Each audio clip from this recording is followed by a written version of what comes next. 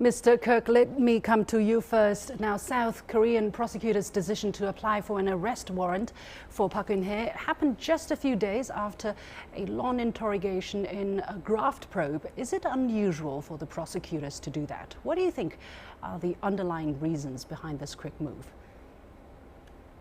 Well, the whole case is extremely unusual.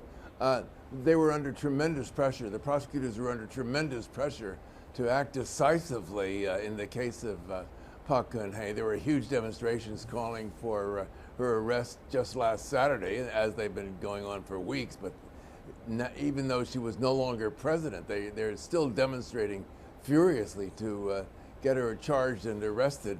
There's tremendous resentment of the historic ties between conservative leadership and the huge chaebol or business conglomerates that dominate the South Korean economy. And there's also always been the whiff of corruption surrounding this relationship. In this case, the prosecutors are fairly confident that they have a case against Park Geun-hye for her relationship with her confidant, Chae Soon-sil, a friend of many years standing who's been in prison since October in this matter. She's at the heart of the whole controversy. So I think the prosecutors are acting not overly hastily, but pretty much as expected in this matter.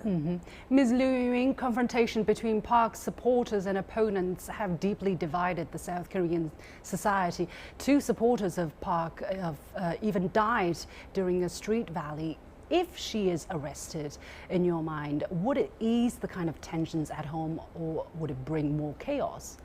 Well, first of all, I think no nation can afford such scale of protests and demonstrations and chaos in such a long period of time.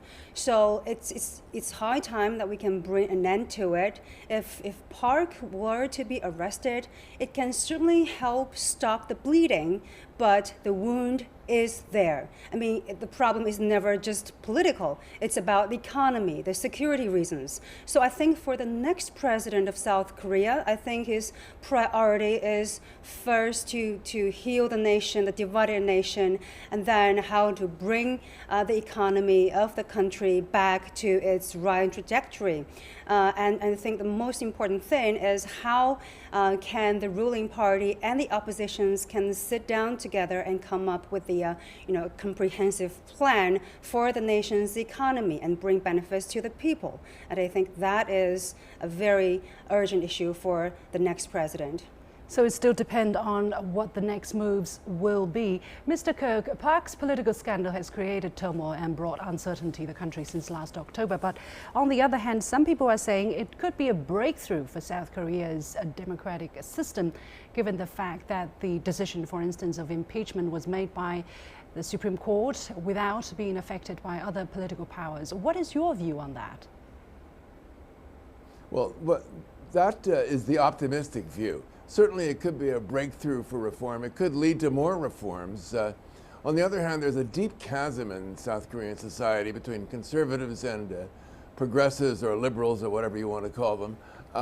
The liberals seem to have gained the ascendancy here. They're likely to get their candidate, a gentleman named Moon Jae-in, into the presidency. Certainly he's ahead in the polls so far.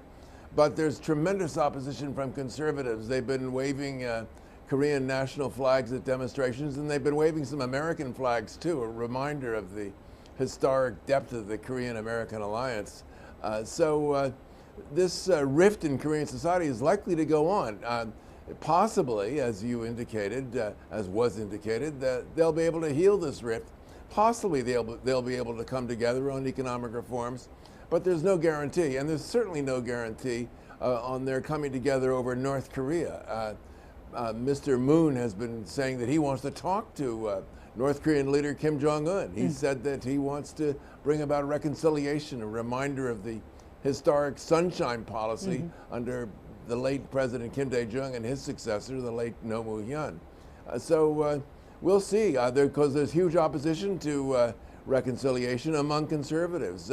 So it's going to be a very interesting contest here, and And the optimistic view, as you indicated, is that perhaps it'll all work out for the better, and that we'll see long-lasting reform. Can I add a few things? Sure, go ahead, Ms. Liu. I think it hardly can be called a breakthrough in the political system of South Korea, because it is the South Korean political culture.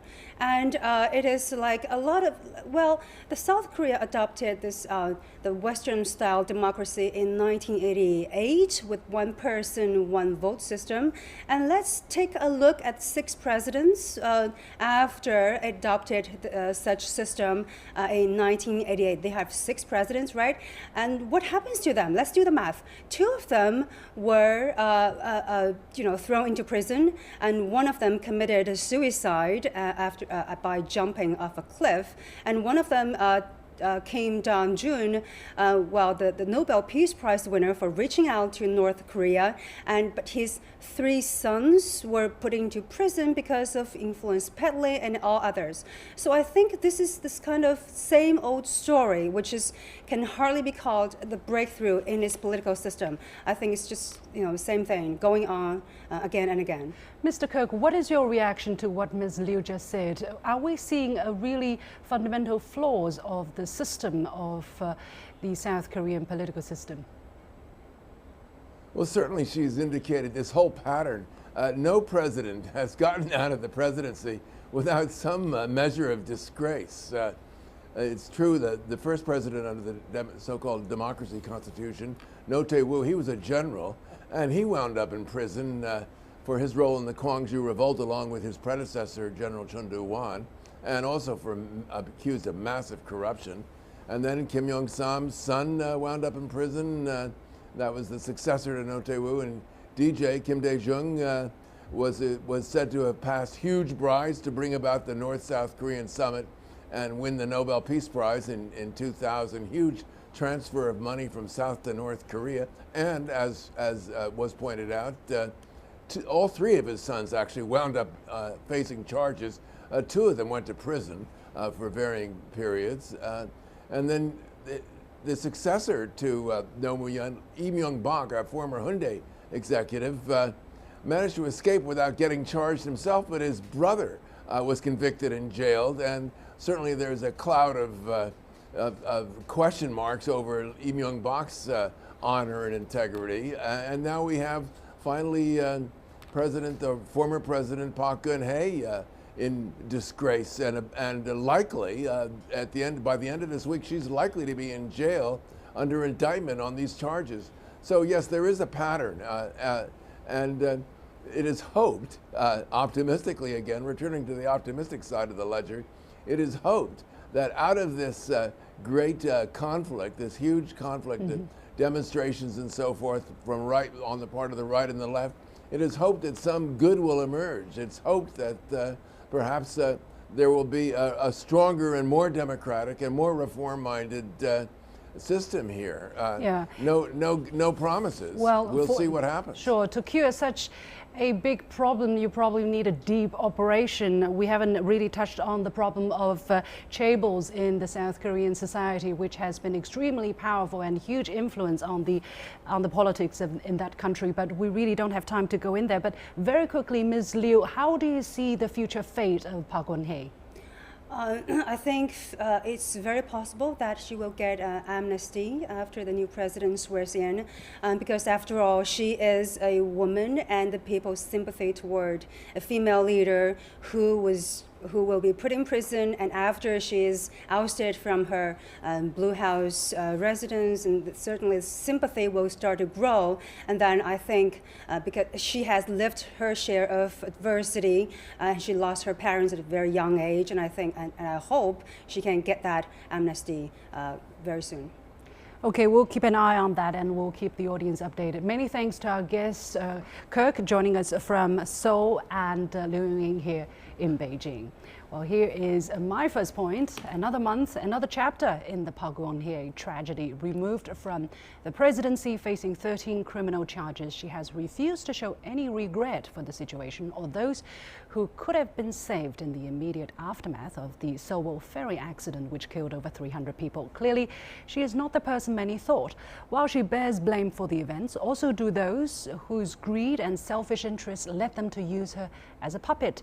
Each country has its own development path, but clearly there are issues with the systems that depend on money and special interests to elect their leaders. May will bring new elections, hopefully will also bring wiser and better leaders who can create a superior system to serve their people.